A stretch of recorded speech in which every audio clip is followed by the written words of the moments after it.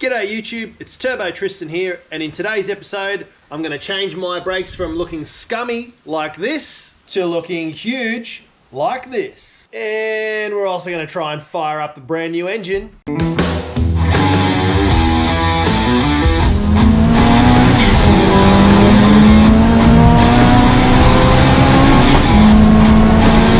Okay, so last episode at the track I was having some issues with my brakes as well as issues with the engine, so we've replaced the engine. Now it only makes sense to replace the brakes.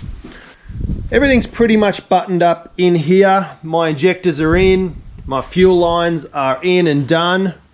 Everything's put back on. I've just got to do the dump pipe, bleed the brakes, which I'll do after I finish the brake install, bleed the clutch, top up power steering.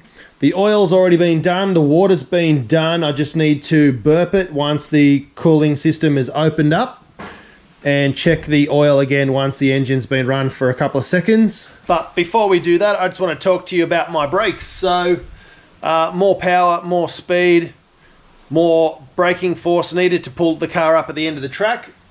So I've opted for the POORMANS big brake kit. Yes, you've seen millions of videos on these online. These are a 280 millimeter Mini Cooper brake rotor, and these are Integra DC2 front brakes. They're also off an Accord, they're also off, I think, an Odyssey, they're off Preludes, they're off plenty of other cars. So these are the upgraded sized calipers and upgraded rotors. So here you can see the size comparison. It doesn't look like that much from above. It's a centimeter either side, so 2 centimeters bigger, so 40 millimeters over these ones. If I put it all the way to the edge, you can see there's quite a big difference there. These ones are 239 millimeters or 38 millimeters. These ones are 280. So quite a big upgrade. I went with MAXPEEDINGRODS again as a brand. They're the same ones as the coilovers there. Yes, they are cheap. I still can't fault them, so I'm going to keep using them. Brake rotors are consumable, so they're designed to wear anyway. So it's just steel, no different to what I had on there. However, the massive upgrade and the huge upgrade thing that we need to talk about is the brake pads. This time I've gone with an Ultimate Street Track and Performance brake pad from Intima Brake Pads. Now these guys are one of the sponsors of Elusive Racing. They use these pads on their race cars, so I thought I'll give them a crack.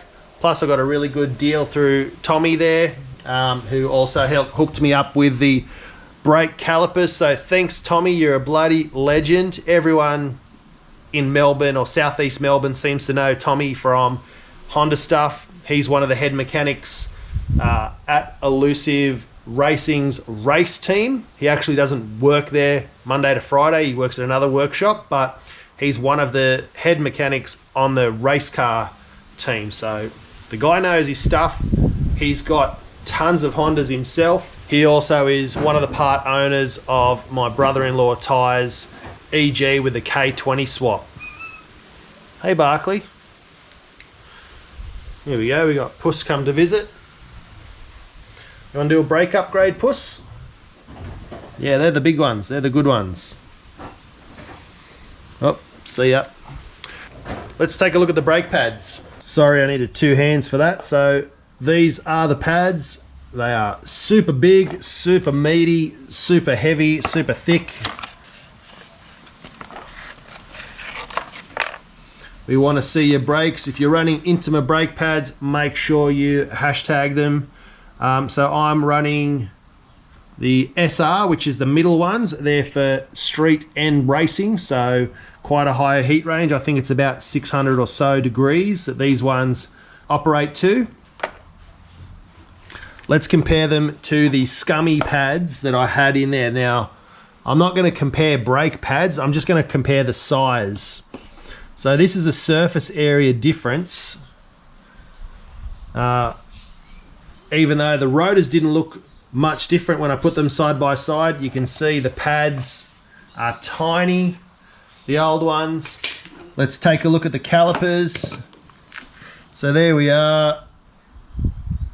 It's quite a huge difference in every single way. These ones definitely dwarf them. Now you can see all these finish marks here, the casting marks of the alloy and how rough it is. And this one is smooth. That's because I took to them with the flapper disc on the grinder and gave them a smooth out before I painted them. So I just used high temp red again. I was thinking, you know, should I do them a fluoro color to match the engine bay, but I want to keep the engine bay its own thing. The brakes and everything on the outside, I just want it to look like a normal street Civic, not cause too much attention, keep it nice and classy. One side's done. I did that as a test fit up. All the brake lines and everything are done. Pads are in.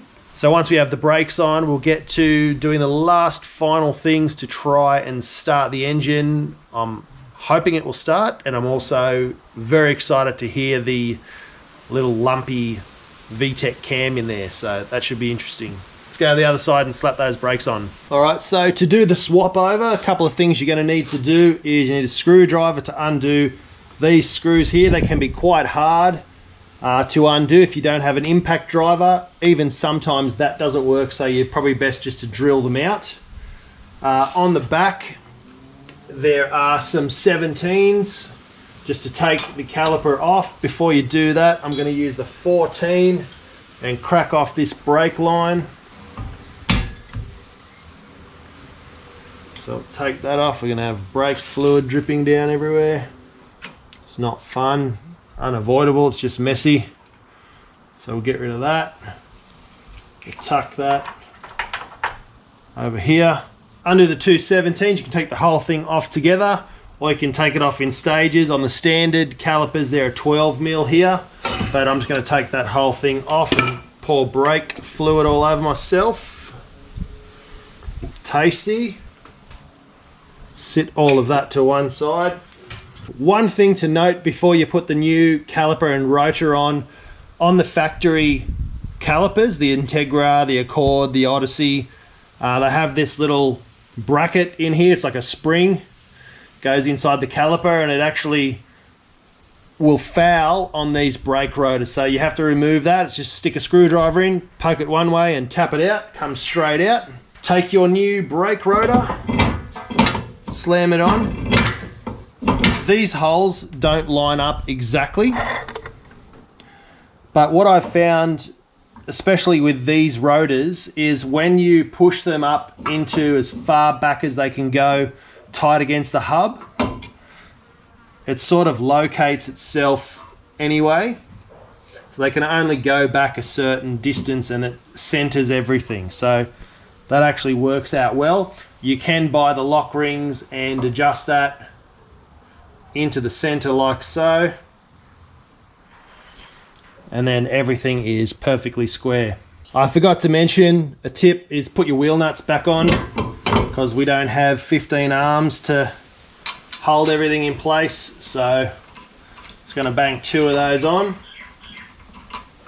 Alright, so now that that's on, take 2 of caliper bracket.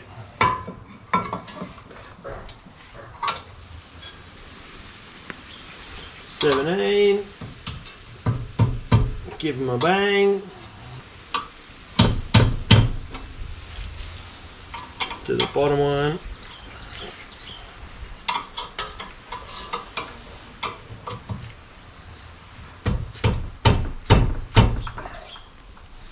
They don't have to be ridiculously tight.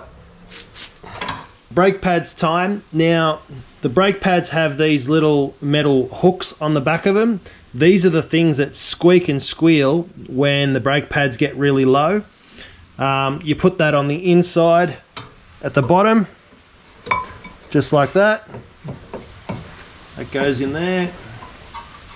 And then the other one goes on the other side.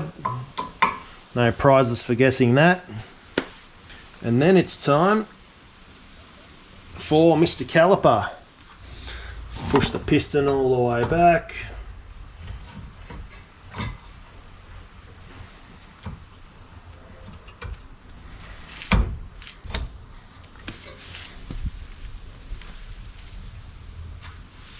Now these are where your 14mm nuts go. I just give these a light tap once they're tight. That's my torque to spec on those because they need to move and slide. They shouldn't rattle or vibrate undone. Let's hope. Alright, that's the sound you want to hear. My dust guard or rock guard in the back was lightly touching. Now I'm going to clean all this up with some brake cleaner, clean all the surfaces, front and back. I do need to put my line on.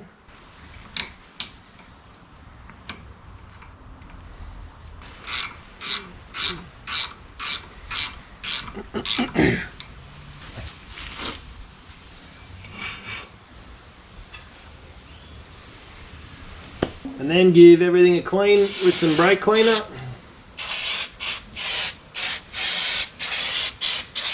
You do this before, during and after because you don't want any oil or grease or anything left on the rotors.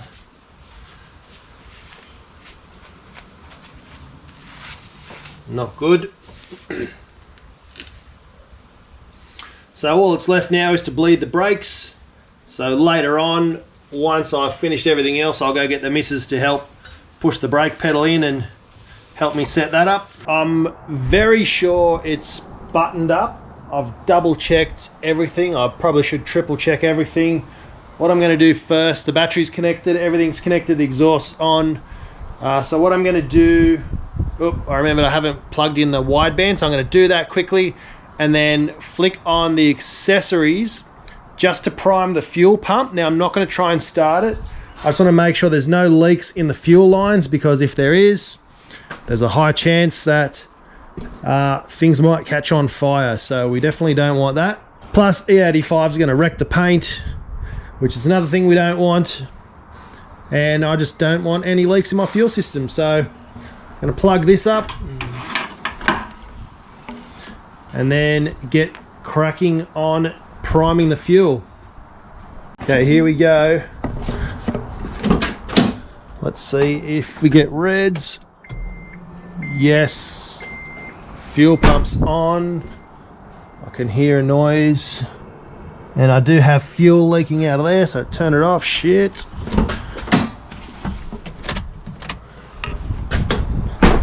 So now I've got to find out where all the fuel leaks were. Looks like out of, is it just this fitting?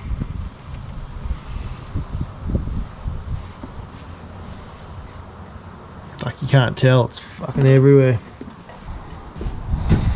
Lovely. I need to put the camera down, guys. Sorry, need two hands. I'm in panic mode now.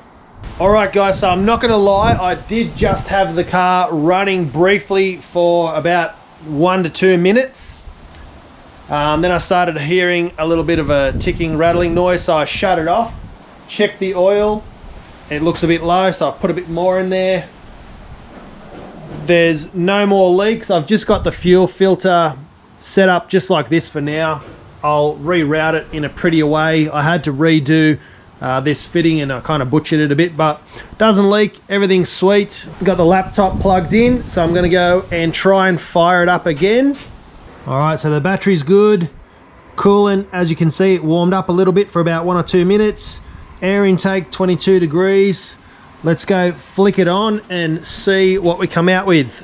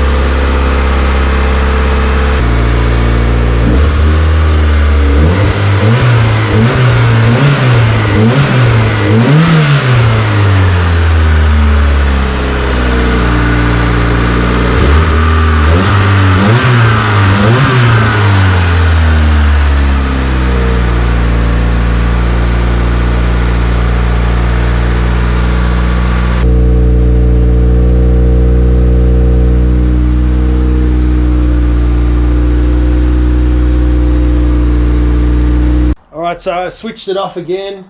I'm about to fire it up again for the third time. Just freaking out about all the different rattles and squeaks and noises and everything. Radiator cap's off this time.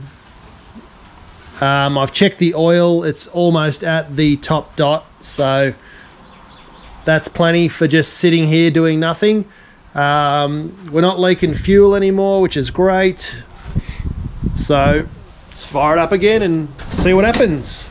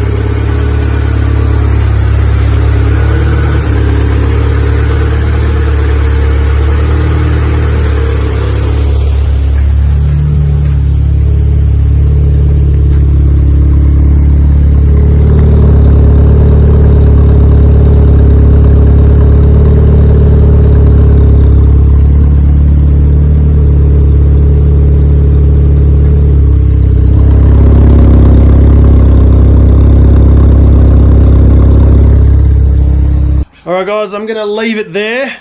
I'm very happy, I'm very proud that it started, but I'm really shit scared as well because I can't get it to idle below 2000, and that's a setting in the computer, but I can't work out how to recalibrate it. Maybe the throttle body that I used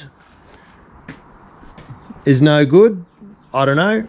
I've got 3 other ones, so that's not an issue. If I find out that is a problem, I'll just swap it over.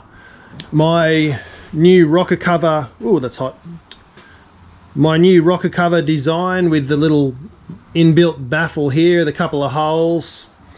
It's spraying out quite a lot of oil there, I don't know why. So I might need to put the old rocker cover back on, who knows. And I've got to reroute the fuel filter system again because it looks shitty and it's probably going to rattle and clang and bang there where it is, so it's no good having it there. I'll put it back on its bracket now that I've fixed that leak. And now we play the waiting game. I've got to bleed the brakes. I'll need my missus to do that, help me pump the pedal, button it all up, get it on the ground, check again for leaks. The thermostat still hasn't really opened up or, you know, let much water through. The radiator is really freaking hot and seems to be full of water. Every time I rev the car it wants to shoot out, which never used to happen before, so I don't know about that. Maybe it's because I've got a brand new water pump on there. I'm really not too sure. But overall, everything seems okay, as good as can be expected. You know, it'd be a massive fluke if it just worked and ran straight off the bat perfectly, or even at all. So the fact that it started and ran and idled, and even though it was high, that's a pretty good accomplishment and achievement for me, so I'm happy with that. I did heaps of dumb shit today. I was revving it up with the radiator cap off, splurting water everywhere. I've coated my intake manifold in oil, petrol, everything else. My nice clean engine bay is now dirty. My mediumly clean garage floor is now filthy. Brakes bleeding, clutch slave bleeding, and try and figure out a time to get someone to help me tune it so I can at least get it to the dyno tuners, get it on the dyno, get it properly run in and tested. In my last video I mentioned I had a Turbo Smart bleed valve, and the reason why I went Turbo Smart is it was actually cheaper. I'm gonna eat my words, and I bought a GFB electronic bleed valve from Quick Bits as a kit. They gave me the Deutsch connectors and everything as well. Here they are here, so I can wire in an electronic boost controller, and it was actually cheaper than the Turbo Smart bleed valve all up. So you live and you learn. I know Mac valves are cheap. You can get them online for bugger all, like 30-40 bucks. With all the wiring and everything to plug it into the Haltech sell it for 150 bucks, which is still a good value product. You can just plug it in and off you go. But Quick Bits came through with the GFB one with the Deutsch connectors, so a little bit of wiring. It'll plug in right down there to the connector that's already in the engine bay, ready to go. So thanks to Stuart from SM Motorsport Wiring that did that, and thanks to Tommy and the guys at Elusive for the brake pads, the brake calipers. I'm starting to ramble, guys. I'm just going to leave it there. Don't forget, spool up, bring the boost, DIY, and we'll see you in the next video.